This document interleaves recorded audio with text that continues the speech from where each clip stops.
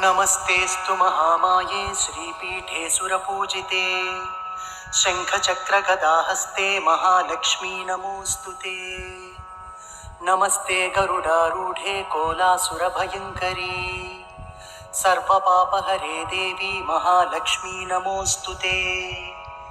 सर्वज्ञे सर्ववरदे सर्वदुष्टभयङ्करी सर्वदुःखहरे देवी महालक्ष्मी नमोऽस्तु ते।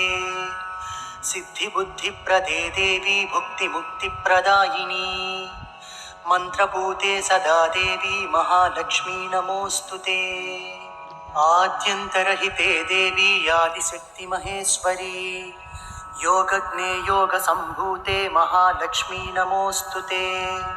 स्थूलसूक्ष्ममहारौद्रे महाशक्ति महोदरे महापापहरे देवी महालक्ष्मी नमोऽस्तु ते। पद्मासनस्थिते देवी परब्रह्मस्वरूपिणी परमेशी जगन्मातः महालक्ष्मी नमोऽस्तु ते।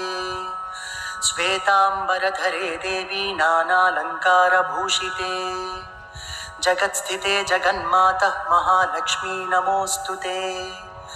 महालक्ष्म्याष्टकस्तोत्रं यः पठेत् भक्तिमान् नरः सर्वसिद्धिमवाप्नोति राज्यं प्राप्नोति सर्वदा।